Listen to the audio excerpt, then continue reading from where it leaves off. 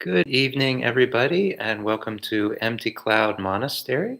We're here with a panel of three expert monastics, experts in monasticism, and I am Bhante Pamuto, behind the laptop, finally at last, in control of the flow of the evening. I will be your moderator and interrogator for this evening. I will pass along your questions, so please, any questions you have related to Dhamma or practice or monasticism, yeah, I think that pretty much sums up everything we probably should be talking about today. Then just type them into the chat and I will pass them along and ask the Venerables. You can also, as Gita did, you can specify if you would like to ask a particular monastic, but no guarantees that that monastic will be interested or will be the first one to get to that question. So hello to Gita Jnana and Jens and Ryan Hastings and Eleanor and Robin. Hello to all of you, and thank you for joining us this evening. So we'll start off with Gita's question. Question 1 to Ayasoma. Female monastics have had an uphill battle for ordination into the Sangha. Have you found any of the female monastics' rules that may have contributed to this issue as well? Well, that's a really... That's the first one.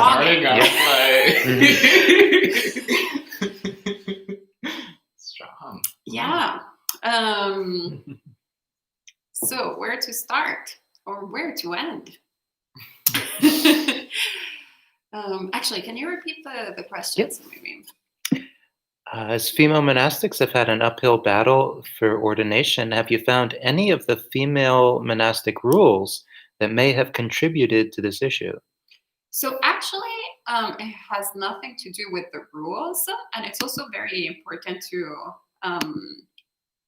highlight the fact that actually the Bhikkhuni order was never discontinued, or there was never actually any issue with the Bhikkhuni order. It's been alive and well, and actually in Taiwan, there are more Bhikkhunis than there are bhikkhus. There's about... Is that right? 80% of bhikkhunis in the Sangha and 20% of bhikkhus, something more or less. It's very common to see female monastics. And it's a bit of a complex question when it comes to the rules in the Bhikkhuni Vinaya. I wouldn't say that there's any one particular rule that has created the issue of the disruption of the sort of gap of ordination for women in Theravada countries, so in Southeast Asia, or in Tibetan Buddhism, which I understand actually, I seem to understand that in Tibetan Buddhism, the Bhikkhuni Sangha was never established in the first place, which is not the case, on the other hand, in Theravada countries. But there's lots of different, mythologies or stories or ideas that go on why the Bhikkhuni Sangha in these countries ceased to exist. But it's no different actually than the Bhikkhu Sangha that for periods of time ceased to exist for different historical reasons in different countries and was reestablished by connecting to other Bhikkhu communities in other countries. That's the case actually with Sri Lanka. I don't remember the exact story. Bhante Sudazo is a lot better than I am when it comes to history of Buddhism. More qualified to respond. But anyway, the problem is a little bit more complex when it comes to talking about women's anything. Not only women in Buddhism, but women pretty much in any field, in any country, worldwide.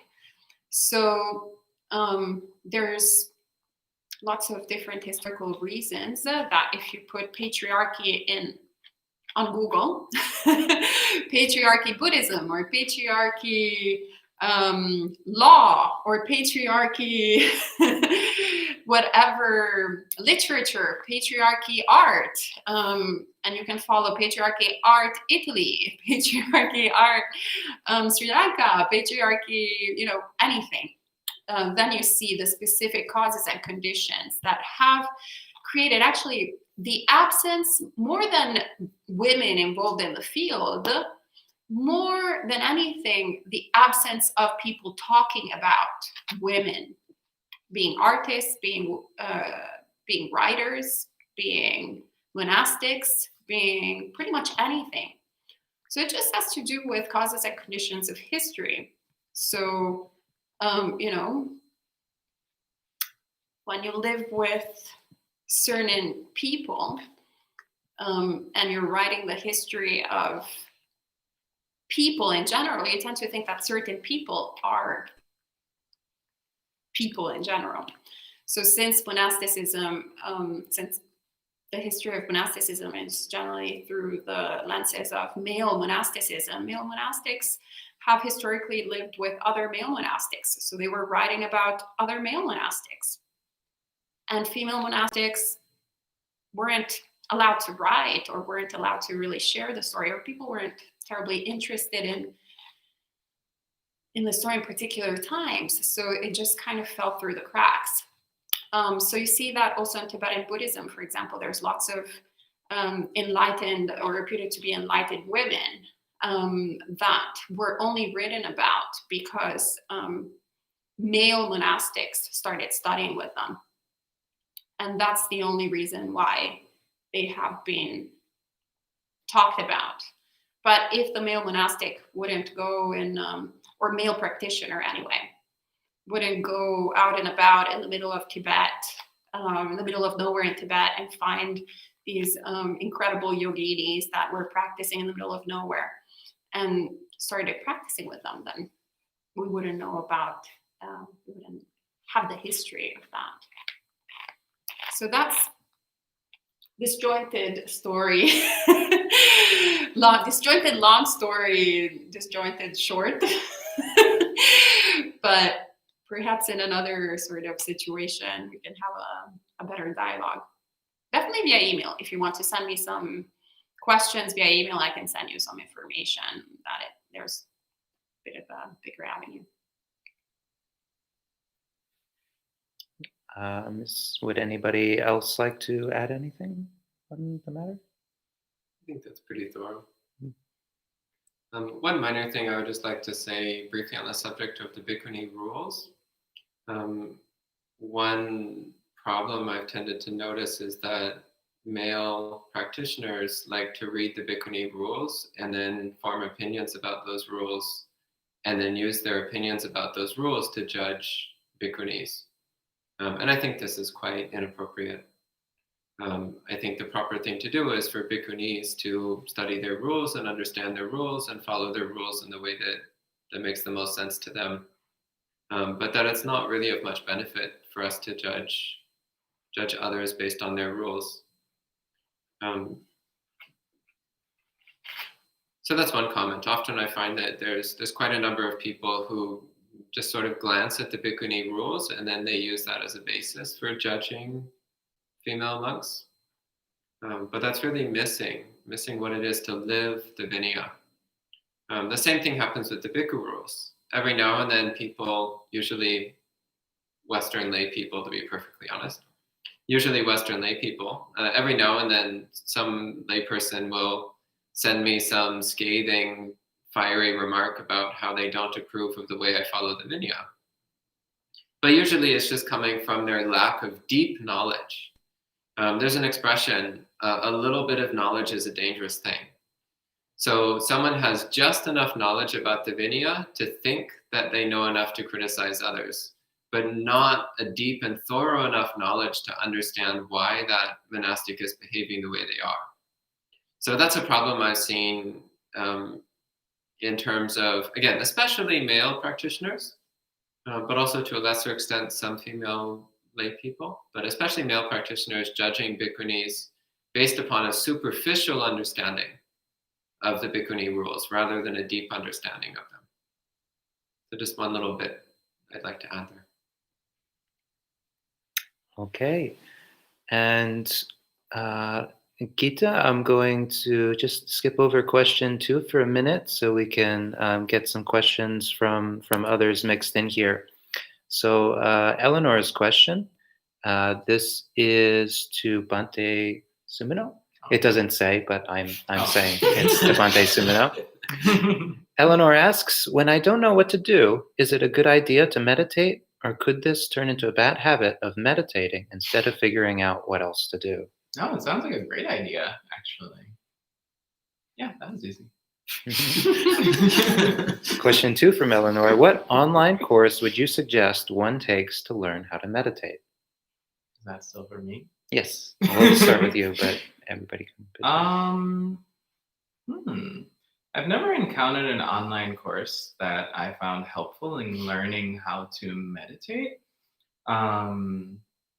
because it's usually something that I think has to be done, practiced live, so to speak, as in with yourself. And then in communication with a teacher or an instructor, some guidance. Now with the pandemic, though, I suppose people are doing more Zoom retreats and things like that. So I suppose there are some new ones now, but I'm not familiar with any of them. But I know that a good place to look is a monastery's YouTube channel. I know that Ayameda Nandi in Canada, at a hermitage called Sati Saraniya, she's doing online retreats that are free of charge. So if you look at the schedule, then you'll see some of her retreats.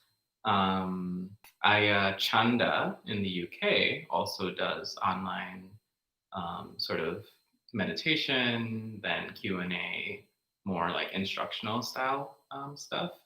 If you send an email, I can give you like the links to these monks and what they're doing. And I mention them specifically because I know that they're doing retreats. So meditation, Q&A session about the meditation topic, etc., as well as teachings. But monasteries in general, like us, are doing live stream programs where you can ask questions. But as far as a course, don't pay for anything. It's a waste of money. Because what you'll get is probably not going to be that beneficial. But yeah, you'd have to do some research. I'm not sure if anybody knows about courses online. No. One thing I would just tack onto that. So in much of the capitalist world, you get what you pay for. So the more you pay for something, the higher quality is. In the Buddhist world, it's actually the opposite. The best Buddhist teachings are the ones that are free. And the ones that you pay for are usually not so great. So I echo Bhante Sumino's statement on that. Don't look for paid programs, look for free programs. In the world of Buddhism, that's where you find the best quality. Okay, and back to Gita's question number 2. Can any of the monastics speak a bit about emptiness, please? Yes. I'll put it in the simplest, briefest possible terms. Emptiness basically means that no thing can be spoken of in terms of existence or non-existence. That's it. I would add to this, this is not an intellectual concept. It's something that can be directly experienced. And one of the most direct ways to start experiencing it is through developing the perception of impermanence.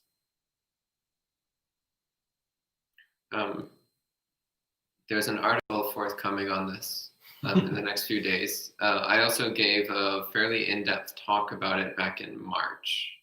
So you could look that talk up if you like. All right. And hello to Shadow of Label, who says, let's do this. And Michael Tapp asks, was there an experience with the Dhamma that tipped you over the edge into becoming a monk? So we'll take this 1, 2, and 3. Right, so it starts with me, I see.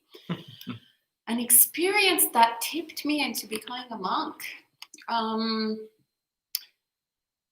Well, actually, it's quite the opposite. It's kind of interesting because pretty much any decision I made in life, I made it overnight. But ordaining was actually something that I started doing before actually getting ordained. So it was more, I took monastic ordination because I came to the realization that I was practicing like a monastic, or like in a semi-monastic way anyway. I had renounced many things, was just left with few things to renounce, to let go. But it was all through, the practice of Dhamma, of just relinquishing anything that wasn't useful, that wasn't beneficial, which is pretty much anything, everything. So at a certain point, I realized that I had never been happier, and that practicing the teachings of the Buddha were making me a better person, a happier person. And I had this flashback of before I was, when I was practicing as a lay person, actually non-practicing the Buddhist teachings, but I was living, fully as a lay person with many things, many experiences, and lots of different friends and activities to do, and how unhappy that mind was. So it's kind of like a no-brainer. It was like, do I want to become happier or unhappier? And it seems like the path towards happiness is the path of renunciation. And then I was like, basically, I'm already a monastic. I might as well become a monastic instead of pretending that I'm something that I am not. So there was not really like a moment where I was like, oh, now I'm going to change my entire life and ordain. But rather it was more like, where are my robes? And then my preceptor at the time, or Venerable Panyavati, who I asked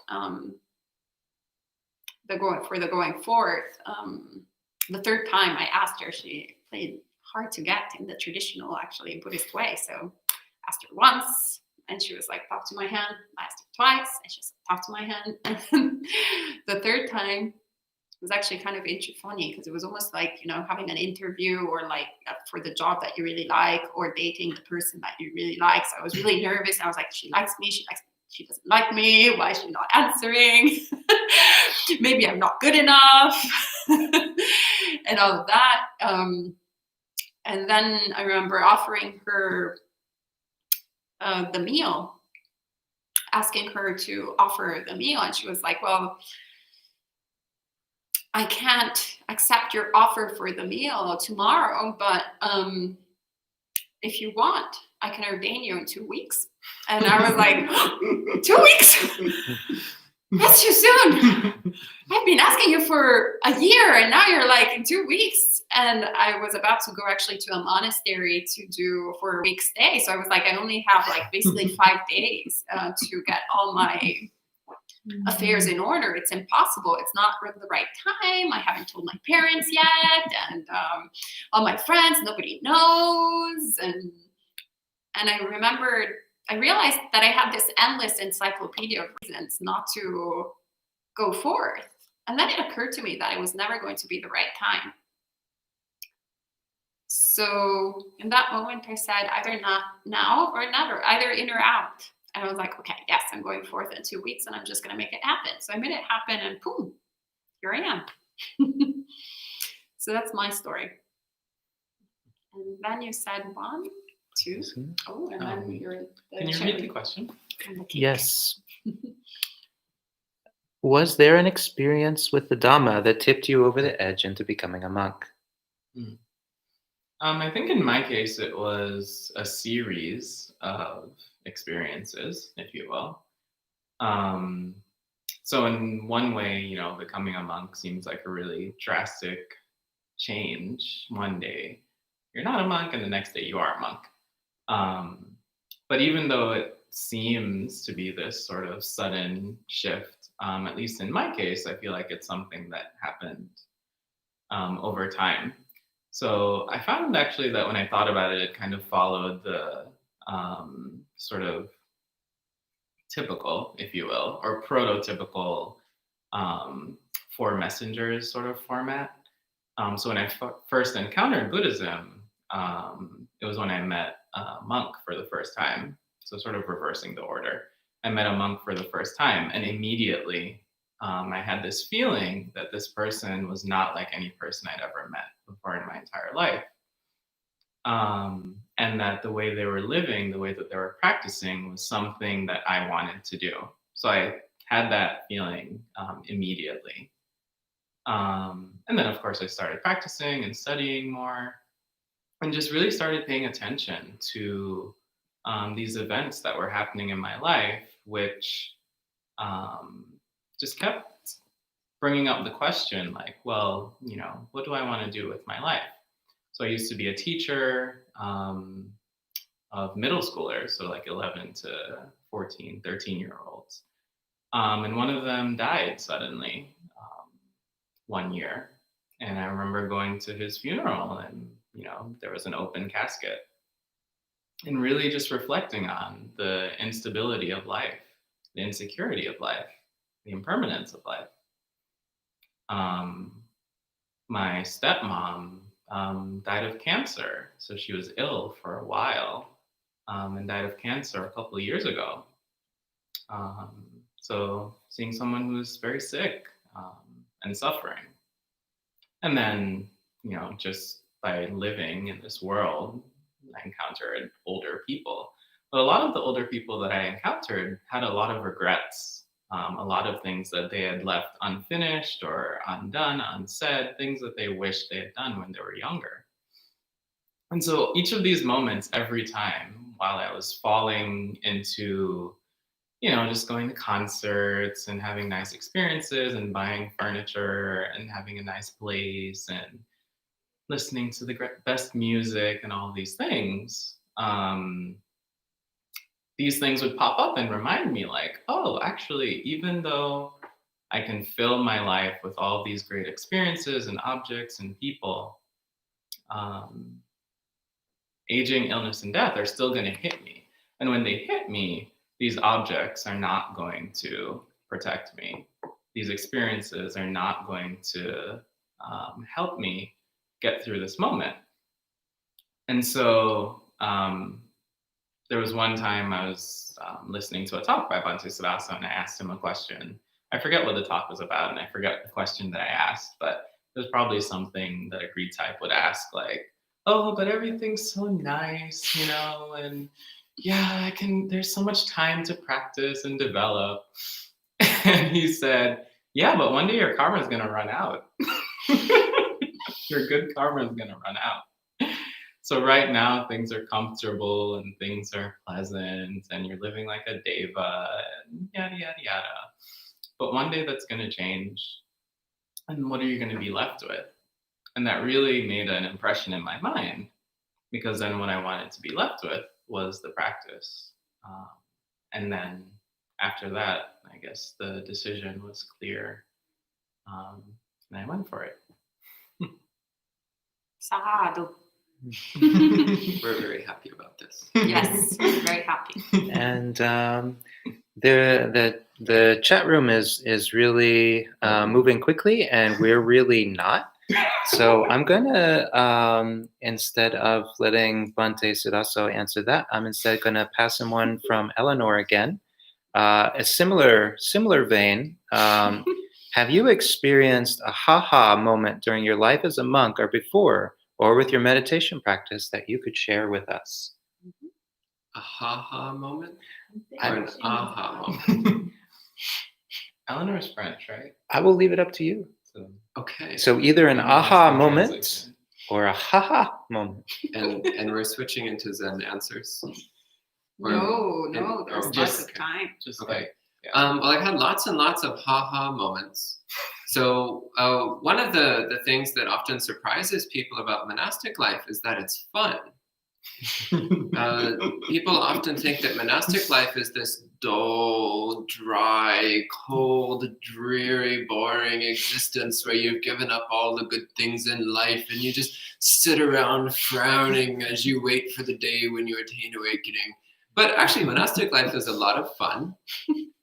You spend all your time with really good-hearted people who are really sincerely committed to being happy and friendly.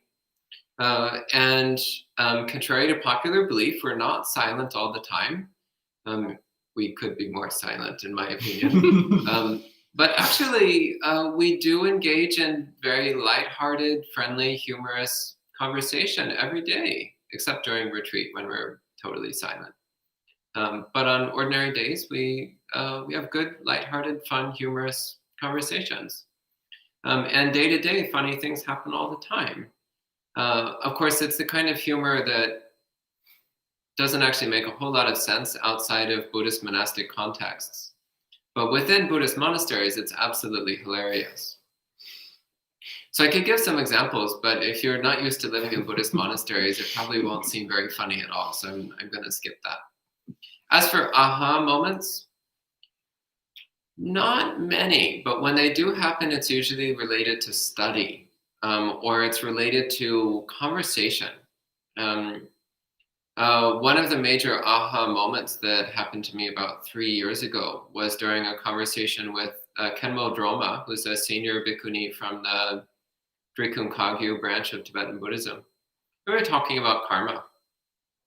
And I was saying like, oh, well, I've heard that not everything is karma. And she just looks at me with this like, face of sheer puzzlement and disbelief, as though I had just said that the sky was purple. And she was like, of course everything is karma. And I was just like, oh my gosh, she's right.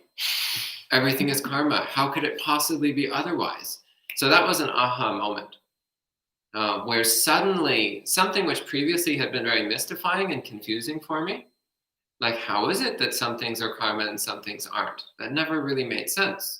So she just turned and looked at me as though I had just said like something utterly absurd, like as if I had just said that pigs had wings. And she was just like, of course pigs don't have wings. She's like, of course everything's karma. And I'm like, oh, aha, everything's karma. Okay, got it. That just cleared up that whole massive doubt in my mind, blew away the clouds just like that. So that was an aha moment. But in terms of development of practice, that's been a gradual development. Not so much sudden breakthroughs as a gradual deepening over time. Okay? We should have a talk on, is everything karma or not? Everything is karma. We need some qualifiers though.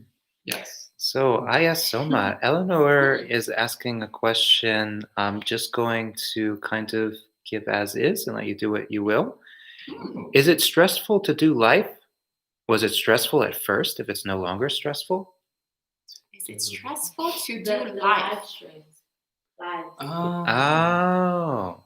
or life in Is general? it stressful to I do? kind of like more is it stressful to do life? It's stressful to do life. And Yes. thank you to It's Antoinette. the first noble truth. It's Who's stressful apparently- to do life.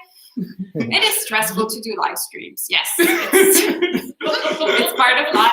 There is stress. Very good.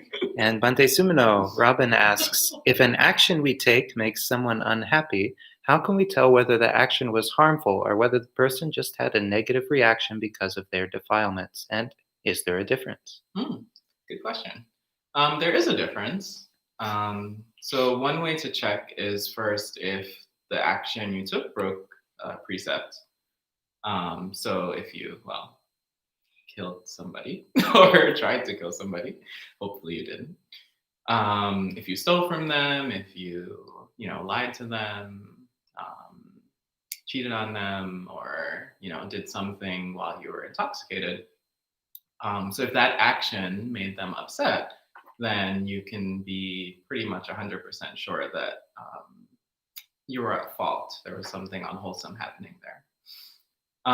So if you check, though, that you didn't break the precept and that your intention was wholesome or in the right place, then you can investigate further. So it gets a bit more complicated because it depends, on each case, so to speak.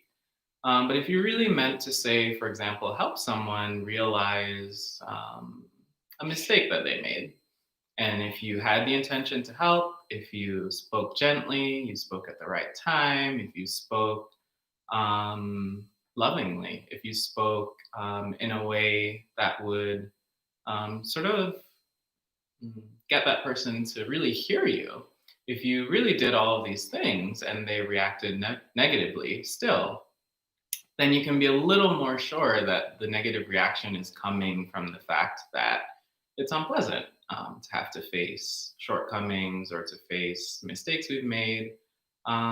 It's unpleasant to hear things about ourselves that we may not necessarily like. So there is this interplay between your intention, your action, and also how the person receives or perceives what you've said or done. So just because they became upset or unhappy doesn't mean you were in the wrong, but it is useful to really look at every part of the scenario, every part of the action, both the planning, the action, and sort of how it turned out, and see if there was something you did that could have been done differently, or if you really did your best to make sure that the action would be well received. Sometimes it really is in the other person's hands to sort of, do the work, as you will, to receive and deal with whatever is said or done. Very good. And Shadow of Label says, Kitty! And then asks a question, though not in that order. I reverse the order. So this is for Bhante Sudaso, sure to give an interesting answer. Is there an easy way to charge and control the flow of chi?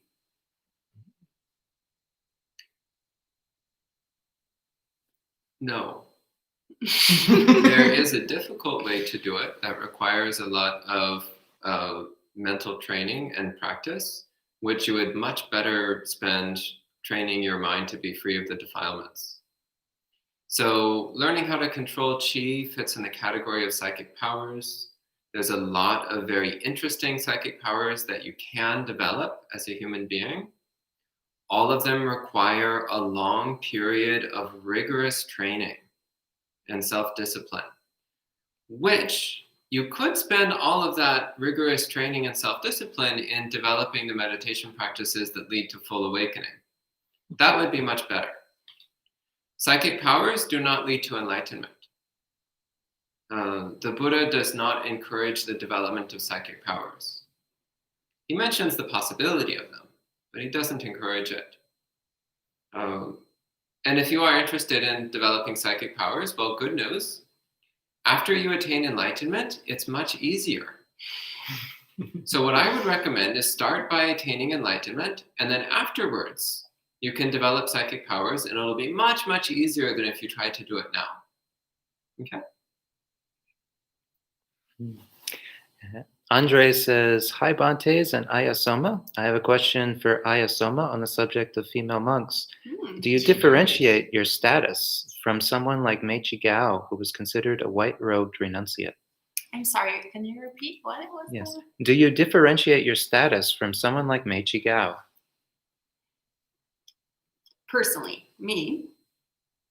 Yes, I'm unenlightened, and she's reputed to be an enlightened being. So yes, I do differentiate my status. So I hope I will achieve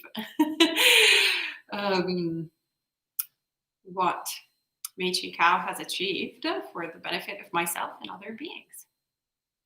And to follow on that, do you think being a white-robed renunciate or female monk will affect one's practice to enlightenment? Wow, tonight all the very complex political questions. So it's not really about what color of the robe we're wearing. or how many precepts we're following, and this is regardless of gender, but rather the ability to choose based on the causes and conditions. So having that we're experiencing. So having, taking Bhikkhuni ordination, I wasn't particularly interested ever in my life to become a monk, or I was never interested in becoming a fully ordained monk, because I didn't even know what it was back in the day. I was not even interested in Buddhism back in the day, right?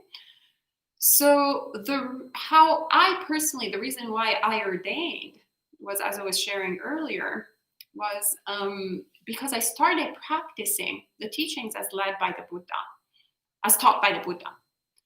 And I took first the 3 refuges and 5 precepts and found lots of benefit by taking those precepts and training in that way.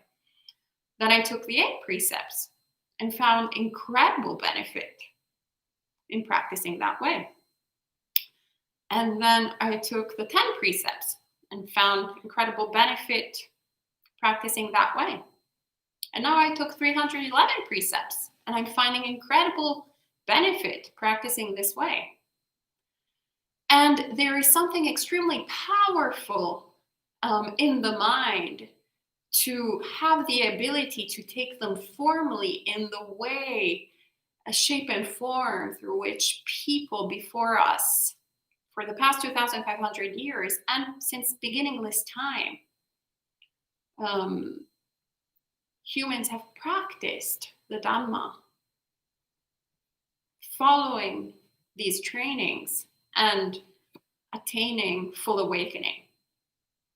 This being said, it is also possible not to take these formal trainings and attain awakening, but it is easier to use the instruments, the formal instruments, and attain awakening.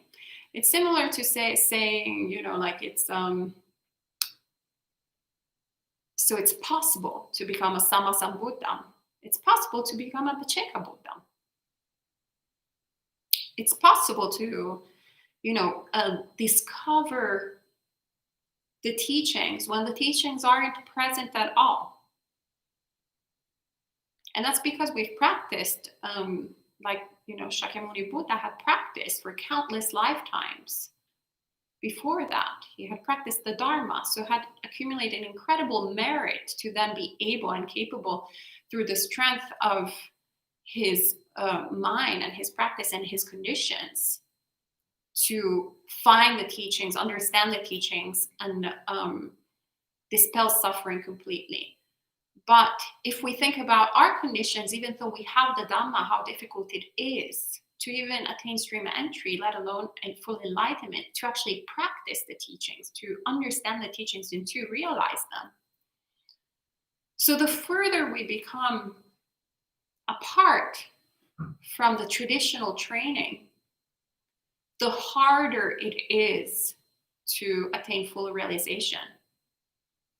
But that, of course, is not, doesn't preclude the possibility of incredible beings to practice, even without, white robe, especially in Asia. One has to have incredible karmic conditions, really good karmic conditions to be born in a Buddhist country. Born Buddhist. I was reflecting this today, once again, I often do it.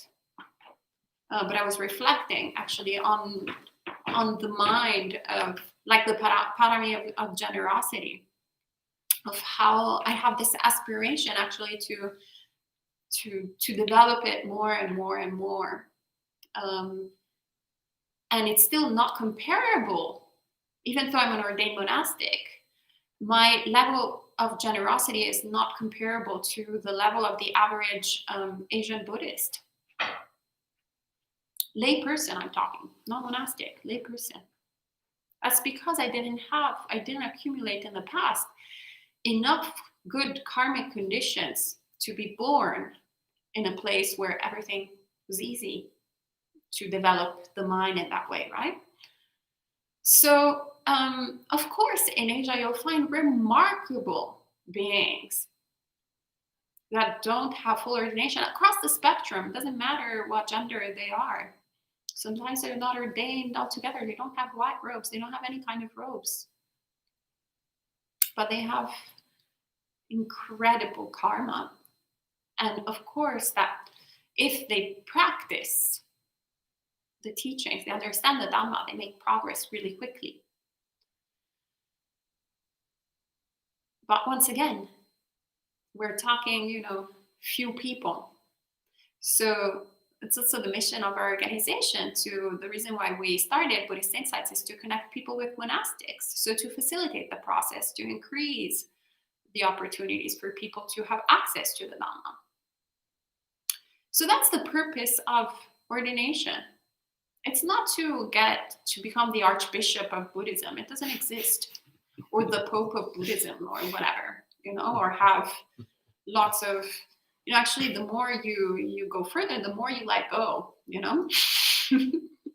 Bhante is the most senior one here. Everything that, he gets quote unquote more gifts than we do, right?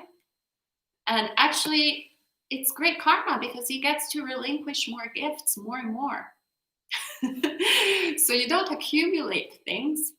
It's not like, the hierarchy in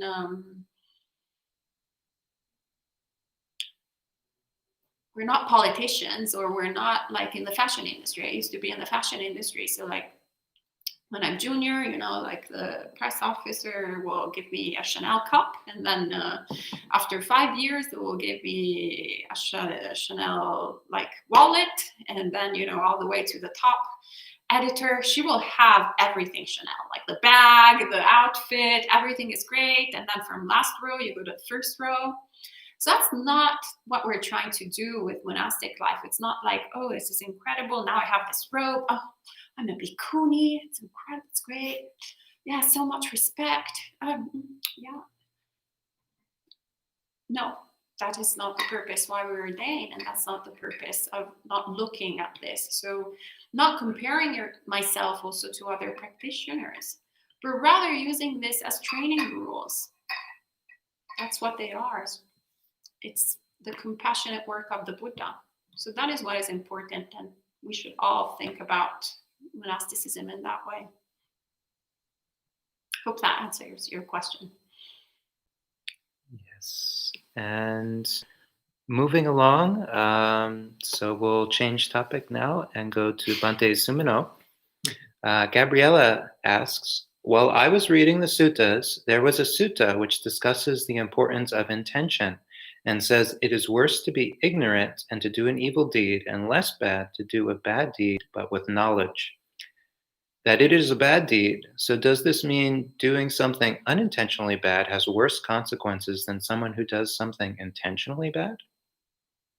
I think I got it a little twisted around in the bad and such. I think. Could you rephrase it? Yes, I think there might be a switch in the words. So the first part says, I read a sutta which discusses the importance of intention, and it says it is worse to be ignorant and to do an evil deed, and less bad to do a bad deed with knowledge. But now the matter of ignorance changes in the second part. It says, so does this mean that doing something unintentionally bad has worse consequences than doing something intentionally bad? Okay, so I think there's two things happening that's maybe getting lost in translation, not in the question, but maybe in the understanding of the sutta. So my understanding, and I've read a similar sutta, I don't know if it's the same one, is that, think of an example. So say you have to, not have to, but say you're presented with the choice of having to say, call an exterminator to rid your house of bugs, for example. sometimes, there are situations, especially if you're taking care of a family or what have you, you're required by law to do this. You don't necessarily want to take the life of a living being. But for whatever situation that you find yourself in, you might feel that you have no other choice. So when you do this action, whether you do it yourself or you hire somebody to do it, if you do this with the full understanding, one, that this is an unwholesome action that's going to have unwholesome results, but that you're doing it, one, maybe because you're being forced to, or even two, because it's for the benefit of other living beings, then the result of the action is mixed. So it's not fully bad, so to speak. There will be bad consequences. It's still bad karma. But doing this with full understanding and doing it out of compassion sort of mitigates that a little bit. And the important part too is that you know that in another situation in the future that you can and will make a wholesome choice.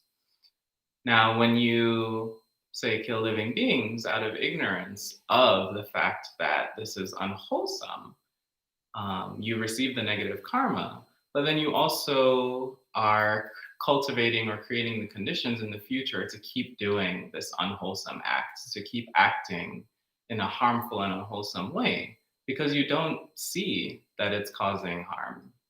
You don't see that this is something that shouldn't be cultivated. So if you look at both instances, the person who's aware that this is unwholesome has more opportunities in the future to not do the unwholesome action, and will most likely actually find a way to not do it in the future. But the person who is ignorant of the Four Noble Truths, really, will just continually rack up bad karma from doing these actions without realizing how harmful they are. I read a sutta the other day that was talking about the person who does something that's pleasant in the present, but painful in the future. And they don't realize it. So they joyfully kill living beings, for example. But doing that causes them to be reborn in a bad destination. And it's only after receiving the results that they're like, oh, it felt really good at the time, but I kind of ended up in a sticky situation now. But it points to this ignorance of seeing that what we're doing in the present can actually be harmful for us. But we don't understand that. But the painful results still come. So I wouldn't say that it's, if you're like, oh, I'm intentionally crushing every being under my foot. But it's not as bad as if I was just walking around outside, carelessly. That's not the point. The point actually is how we're fully aware of our actions and how that full awareness can allow us to make better choices, both in the present and in the future. That's my understanding of it. Wait, any more on that one? I think that covers it pretty well. Okay, Michael asks, open question, anybody can chime in. How many enlightened people do you believe you have met? That's all. It doesn't matter. Great. What matters is that I have absolute confidence that enlightenment is possible. That's what matters. Okay, Gabriella asks another question. What is something that has made it easier to radically accept difficult circumstances in your personal experience or those you have witnessed? Ayasama? You can pass it if you want to pass it. I'll pass it to him. Okay. I think he is not talking enough. Okay. Yeah, radical acceptance of difficult circumstances. That's the question. Honestly, one thing that makes a tremendous difference is reflecting that enlightenment is possible. Reflecting on the fact that if I keep practicing the Dhamma with sincerity, then eventually I can attain the unshakable peace of mind, which cannot be disturbed by any difficult circumstances. So it's recognizing that maybe right now I'm experiencing difficult circumstances, but it's difficult because of my own lack of wisdom. It's difficult because of my own insufficient development. It's difficult because of my own incomplete application of Dhamma. And that if I practice the Dhamma more sincerely and more completely and more thoroughly, then this exact same circumstances would not be challenging. It would not be difficult anymore. So that confidence in the Dhamma, that confidence in the power of the path of Dhamma, that confidence in the possibility of awakening, helps to give me the equanimity and resolve to get through uncomfortable circumstances. Okay. And Eleanor just asks a clarification. So where can I email you to get the names of good teachers to learn Buddhism? Is it info@buddhistinsights.com? info@emptycloud.org. If you could type it in. And Gabriella asks, how do monks decide Dharma names? Usually the preceptor, at least in the Theravada tradition, right? Pretty much every tradition. Every preceptor tradition? picks. The Yeah. preceptor picks. So we don't pick our own name. Our beloved preceptor picks it for us. Usually the name is either a aspiration for the person to try to develop. So for example, there was one really grumpy, irritable person who showed up at the monastery. So when he got ordained, his teacher named him Compassionate. And it's like, okay, that's an aspiration. Or sometimes it's a reflection of somebody's current qualities. And often it's a mixture of the two. So my name means pure aspiration. So I'm hoping that's a description of what my preceptor saw in me, rather than something he wanted me to develop. But maybe it was both. Maybe it was both. But yeah, as Ayasama mentioned, it's almost unheard of for somebody to pick their own name. And in fact, it's considered quite arrogant to pick your own name. The proper thing is to let your preceptor give you a name.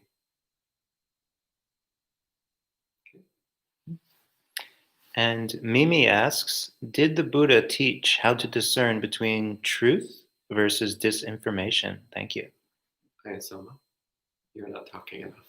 Oh, I feel like I've been talking so long. I'll take the next one. I just gave a talk on truth, so you can see it on YouTube. Oh, sure. It was, did the Buddha ever teach about truth versus disinformation? Discerning truth versus disinformation. Oh, yeah, totally. I mean, that's the entire teachings. Dispelling delusion. Yeah, so sifting through all of the junk that makes up our everyday experience and seeing what's actually reality, and seeing what's conditioning, what's ignorance, what's thoughts, opinions, desires, feelings, wishes. Yeah, it becomes pretty clear once you start to understand the Four Noble Truths. Especially, well, I was going to single out one, but really all of them. What's causing discomfort, unsatisfaction, and suffering? What those things actually look like, and how to drop the causes, and how to practice in such a way that letting go and that dropping builds until finally you let go of every piece of disinformation, every piece of ignorance. So I assume maybe you're referring to like COVID misinformation or political sort of tampering and such. you won't find specific suttas that deal with Facebook campaigns to spread misinformation on voting, for example. But you'll find that when you understand the Buddha's teachings, you'll be able to recognize when someone's really just trying to pull your strings, actually. And it's very easy to become a puppet on the internet, especially, to believe everything that you see, or to be groomed, actually, to believe certain things and to think in certain ways simply because that's what you're surrounded by. But when you understand the Buddha's teachings on suffering and the causes of suffering, and specifically what's wholesome and unwholesome, then you start to see, even in so-called worldly things, how someone is really just trying to manipulate you. Like with COVID, for example, if someone's telling you, don't wear masks, masks are stupid, then you can think like, okay, well, the Buddha didn't talk about COVID, but he did talk about protecting others, caring for others, not harming others. COVID causes harm. Wearing a mask prevents harm. Seems like I should be wearing a mask when I'm around others. So that sort of thought process can help you to see what's what. And when you're sort of using that as your guiding principle rather than just what you like to do, which is maybe not feel uncomfortable wearing a mask or what have you, when you're using the Buddha's teachings in that way, then they become much more useful in everyday life. I think I can just add one thing, that it's also, we can see how powerful the training with the precepts is to the mind. So when we really start training with non-lying, not telling lies to people, then we start respecting truth. We start cultivating an affinity towards what is true and what is not true in our mind, first and foremost. And we start developing also critical thinking because we start safeguarding the truth as well. So the Buddha encourages us to not say this is in this way, only this is true, everything else is wrong, but rather always qualifying anything that we believe to be true, anything that we're presenting. Where are we getting this information from? Is it through hearsay? Is it because we read it in a book? Is it because our spiritual companions shared it with us? It's because it's part of our cultural conditioning, tradition, whatever it is. Where is the source of this information? And when we pin it down, then that creates an opening in the mind of listening also to others and not holding onto our particular form of truth, but using the same sort of critical understanding of what the other people are also presenting to the table.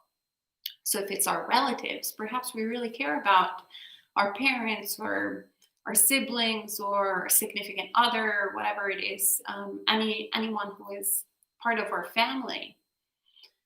And perhaps our mind tends to want to believe straight away what they are sharing with us.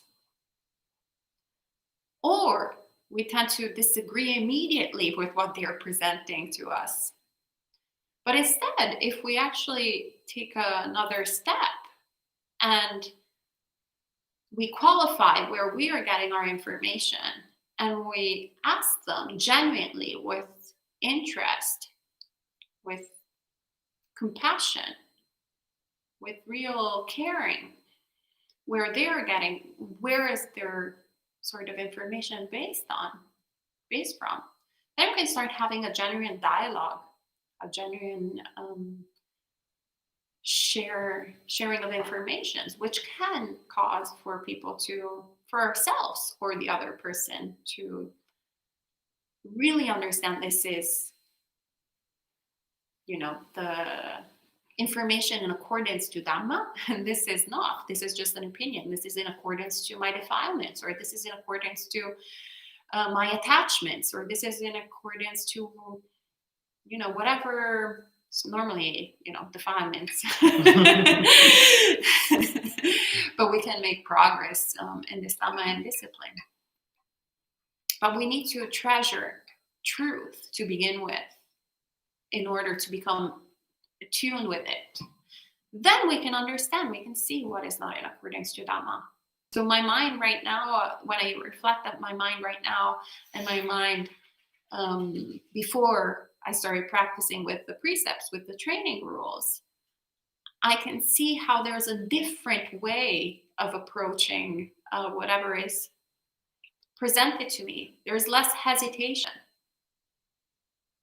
There's more, this is in accordance to Dhamma, this is not in accordance to Dhamma. So it's very somewhat easy to identify. And when it's not, then we start critically thinking about it. Chopping it up, understanding reality. Great. And Nirvanic Sunshine asks a question about journeys to becoming a monastic that I already answered. But a second question, and this is the question we're probably all wondering. How did you all end up in an old Catholic monastery in New Jersey? You can find that answer on our website. Next question. And what is the website? The new website will be up on Monday. On Monday. Let's say Monday. On Monday. And we'll announce it. We'll announce it on Monday. Okay. Backing up. Okay. We're a disorganized. Yes. We're a disorganized religion, so there's that. Merrick says, greetings from Poland, and thank you so much for your efforts in teaching the Dhamma. I am determined to be enlightened in this lifetime. What is the probability I will succeed? I'll answer this one. Higher than 0. Lower than 100. That's all you need to know. Great. Good news, by the way, if you're close to Berlin, there's a really amazing female monk in Berlin that you should check out. Her name is Shifu Simplicity. So SHIFU space Simplicity. Shifu Simplicity. So just over the border in Berlin. She's great. It's called Miao Fa Zentrum, her meditation center in Berlin. Yeah. Meow, like the cat. It's Chinese though. Meow. And although it's in Germany, about half of her people are Polish. So you'll feel right at home, hopefully. Yeah. That's great. And Eleanor, in response to our previous misunderstanding, says, hee hee, I am French. Yes, hee hee moments are the best. She also says, haha, yes, live stream. Sorry for the confusion. Yes, I know it's stressful to do live. She didn't need confirmation on that one. And to... we just had a ha-ha moment. Yes, we had a ha-ha moment. Buddhist humor. Yes. There we are. And this is for Bhante Sumino. Undone asks, in the end of our lives, how can we accept death in a positive way? And is there a way we can better accept the death reincarnation cycle for our friends and family? One thing that's helped for me, actually, well, there are 2 suttas particular in the Samyutta Nikaya. One is very graphic, and the other is maybe less so. But they're all part of the, this particular part of the Samyutta Nikaya is about samsara and just how long it is, actually. So you've actually been born and died not just once, twice, 10 times, 100 times, or 1,000 times, but just countlessly for countless lifetimes as a human, as a god, as an animal, as a hell being, just on and on and on. So when I read this sutta, or these two in particular, I was like, oh, I've been here and done that like countless times. And even if it was scary, even if it was fun, even if it was boring, confusing, miserable, it didn't matter actually in some ways because the process just kept going. And this has helped not just in dealing with fear, but actually with a lot of things. When I'm feeling like I really need to have something, like I reflect, oh, I've probably gotten this. If not in my current life and in the past, but in a past life. And here I am, filled with ignorance and delusion. It didn't make me happy. It didn't make me wiser. So why do I feel like if I really get it now, that that's going to solve all of my problems? And it's the same way that I've thought of death, actually, in a lot of ways. That it's probably been scary in the past, but somehow I made it through on the other, So I died. side. Yeah. In some way, I still survived death, actually. But then you start to see it not necessarily as something scary and grim and ominous, but actually as something that you just want to stop doing. Kind of like getting a cold. Like I hate sore throats, actually. So I actually try to very diligently not just like randomly touch my face and like mouth and stuff. That way I don't encourage myself, or at least set up the conditions for getting a sore throat because they're so annoying. Like I just hate getting sore throats. So in the same way, if you want to stop having to experience being born and dying, and ending up in this realm and that realm, and with that family that you hate and this family that you hate, then just get enlightened, actually. And then you can stop the whole game to begin with. But yeah, it's a process. Yeah, constantly looking at what it is to die and what it is to be born, and playing with it, actually, seeing which one's more painful and which one's more scary.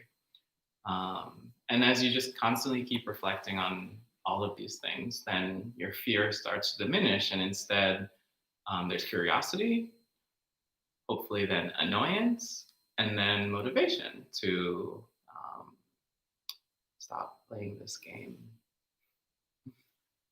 Very good.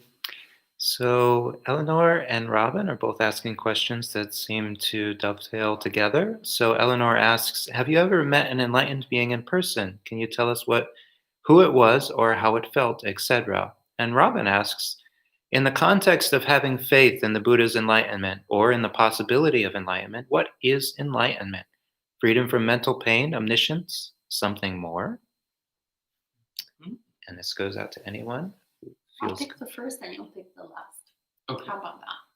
So about the first one, about meeting the enlightened being, I'll actually share a story that I feel is related. I'll probably butcher it because I'm not good at telling stories. But I'll try my best. There was this amusing story that actually Ajahn Sumedho shared about him when he was training with Ajahn Chah, who was is a renowned master who's reputed to be enlightened in Thailand, who died a few decades ago. So Ajahn Sumedho was at a certain point really angry at Ajahn Chah, and was looking at him, really frustrated, and focusing on whatever he was perceiving that was not perfect in Ajahn Chah. Ajahn Chah looks at him and says, aren't you happy that you should be rejoicing that I am not perfect? Otherwise, you would keep on looking for the Buddha outside of yourself. You would keep on looking for enlightenment outside of yourself. So that's, whenever we ask these questions, we should reflect on that. Also, when I ask myself those questions, is that person enlightened? Is that like all these like cute little sort of rumors and whatever.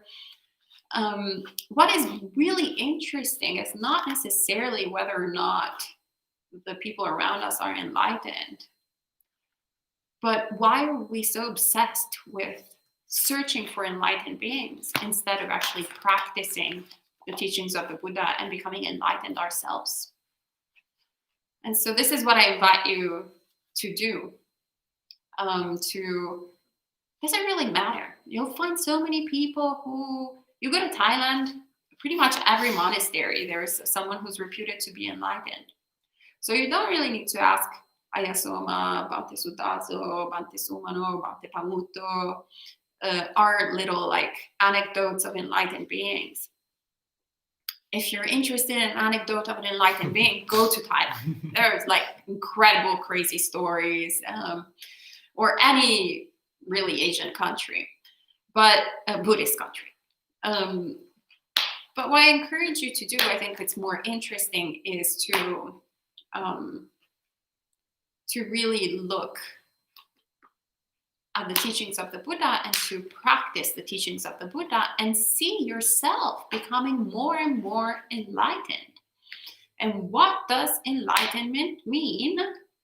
Bhante Sudaso will explain right here, right now.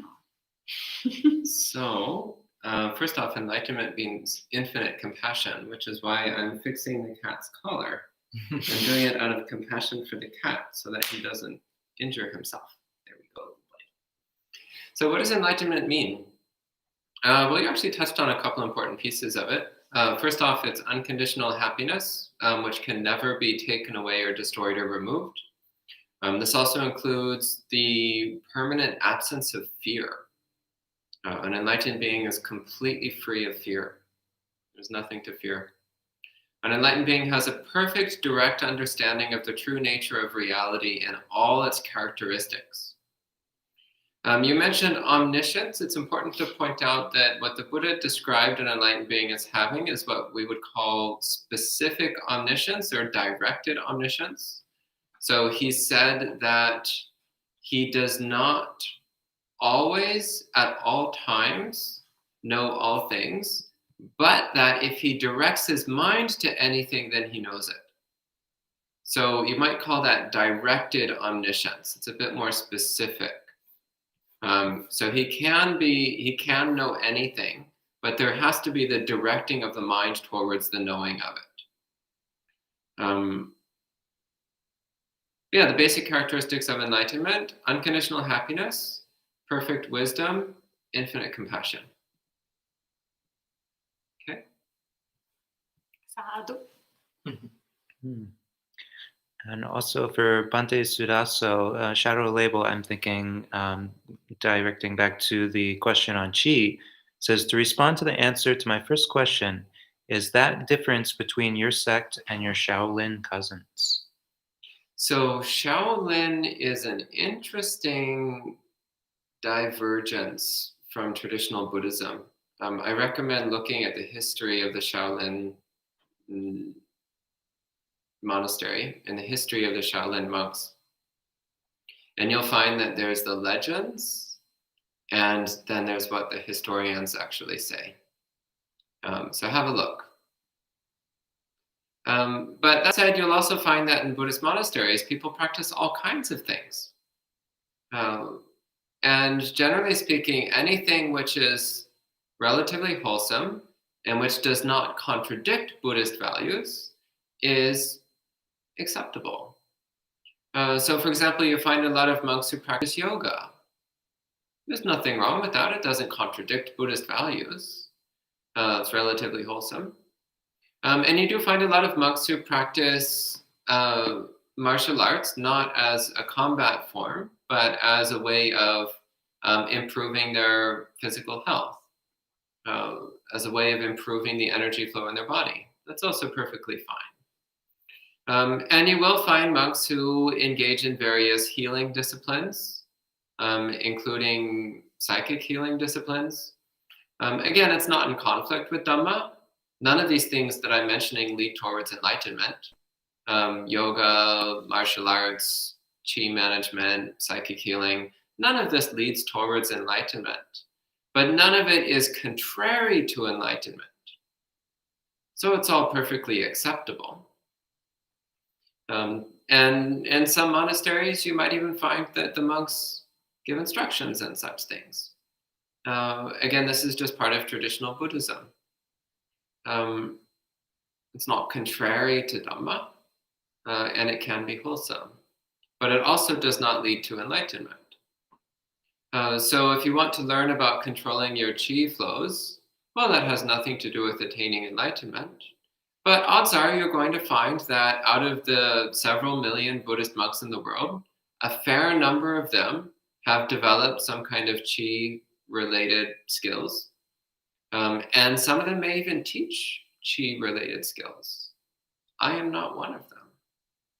I don't think any of my fellow monastics here either practice or teach chi-related arts. And Bhante Pramutta right now is pretending to throw psychic energy balls at me, which I didn't feel anything, which either means that he's not very good at throwing psychic energy balls, or I'm not sensitive enough to notice them. Or it's possible that he's just play acting. That's also possible. This is another haha moment in Buddhist monastic life. So I hope that answered your question. Did that answer the question? Yes, fully and completely, even with a demonstration of what you might find when you look up the Shaolin Temple. So Mark asks, and this is an open question, I completely agree that everything is karma, but not everything that happens to me or others is a result of something they did in the past, and this is the result, meaning that someone could slip on ice and get gravely injured. To me, there were causes and conditions that led to this, but not that this was something they deserved. Any comments? Oh, am I supposed to answer this one? I could try, but you're the expert. Or like I think it's a follow-up Aya's to- right. This is something which has to be a full talk. Historically, trying to give brief answers to karma is disastrous. Yeah, leads to a bad Yeah, it results. invariably leads to misunderstandings and confusion. So we'll give a full talk on the subject soon. I would just like to say this one thing, though, the deserved part. That's not an accurate word. I think that comes from our sort of, especially Judeo-Christian way of thinking that there is a God up there that, you did that bad thing, bam, this is what you deserve, bam. So there is no kind of value judgment in Vipaka, so in the results of the actions that we've done in the past.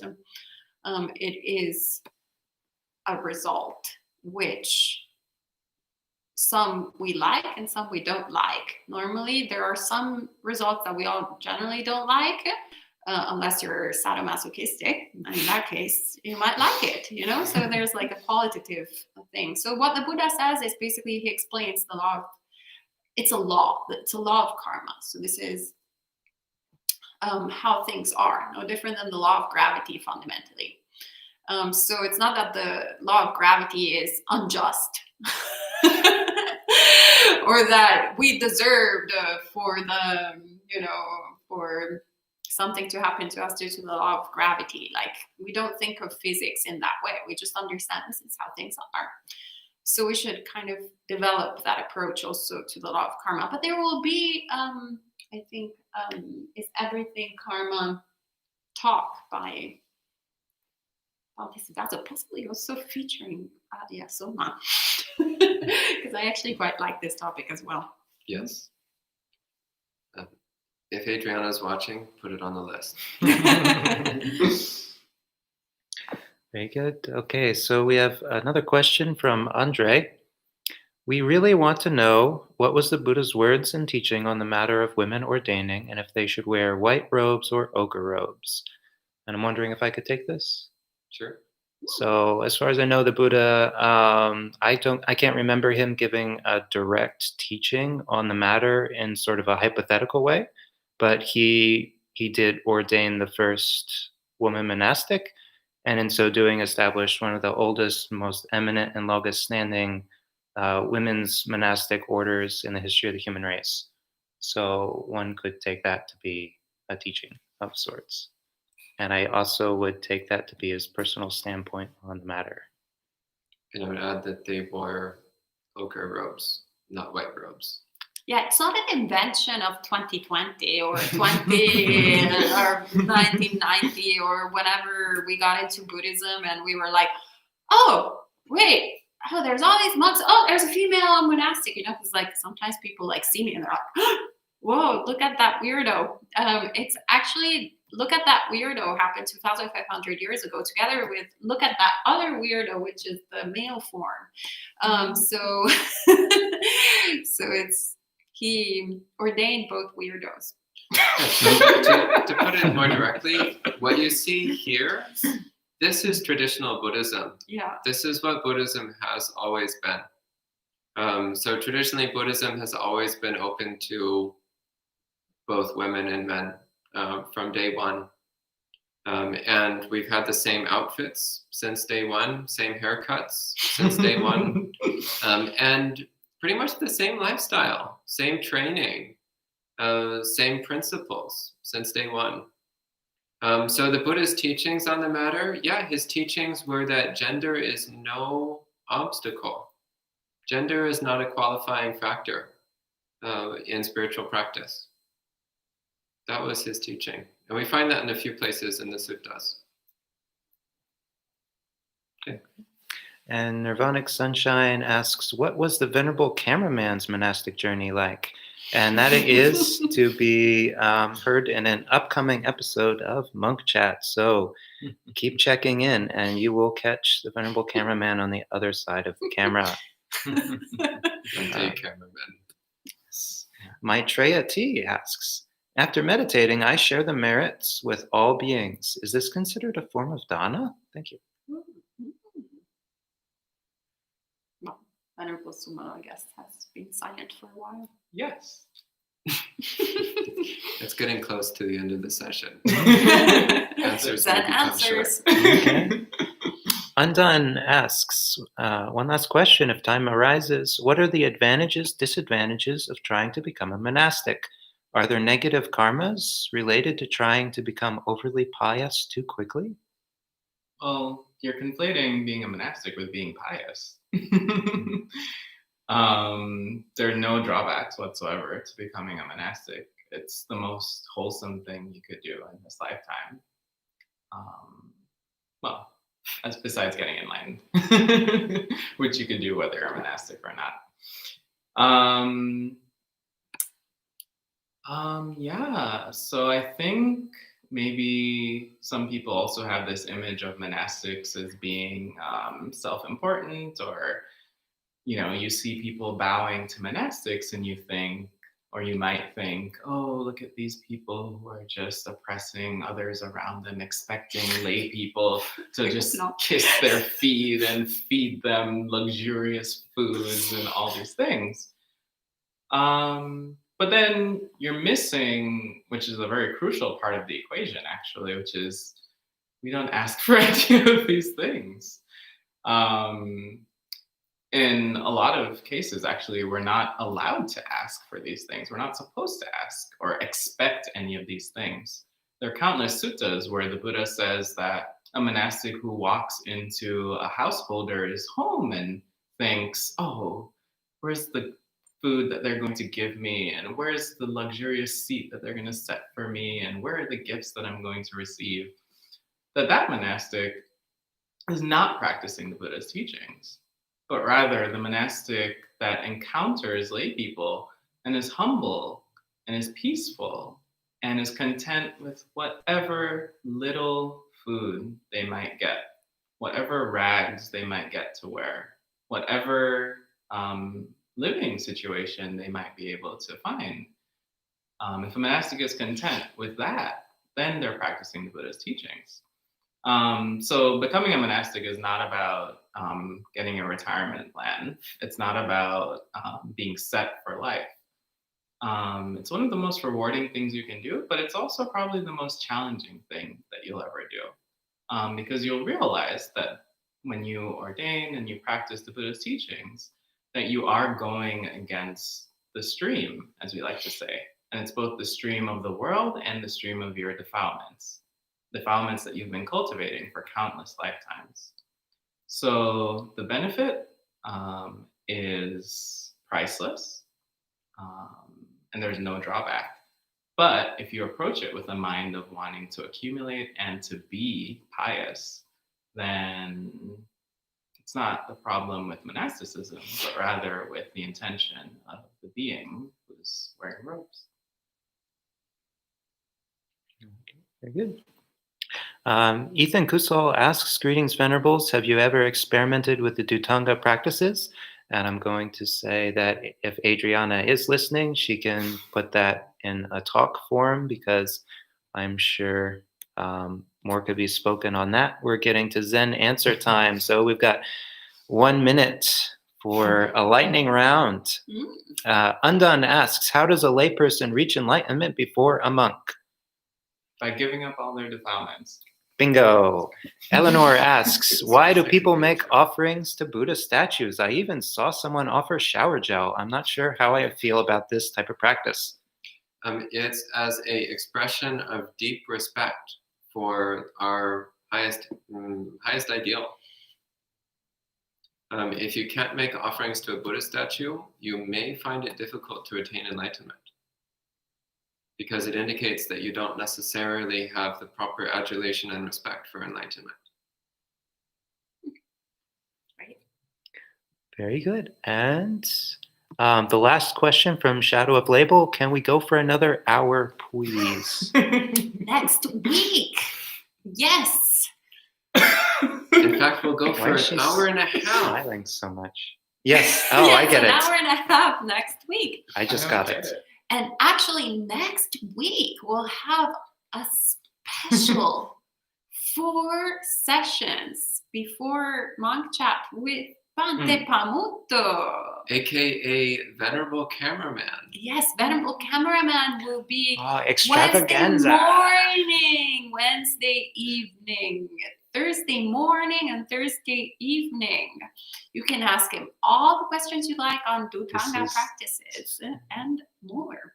Oh, okay, that's setting things up. I guess I don't have anything else to say, except it's been wonderful sharing the evening with all of you. Thank you very much for checking in. If you're in the area of West Orange tomorrow, you can catch us for our last alms round at the West Orange Farmers Market. We get there sometime around 9:15 or 9:30. Trust warmly, we will. There will also be, weather permitting, the last of our meditations on the lawn in front of Empty Cloud Monastery at 3 p.m. Also, dress warmly. Any other? Stay tuned. New website coming soon. On a Monday near you. And last thing, we will probably do a hiking and meditation retreat at some point in November. So you all know, nobody knew. That will happen on a weekend in November, somewhere in New Jersey or New York State. Stay tuned. All right. And with that, we will end the evening with 3 sadhus. Sadhu, sadhu, sadhu. All right. All have a good night and best of luck for your practice.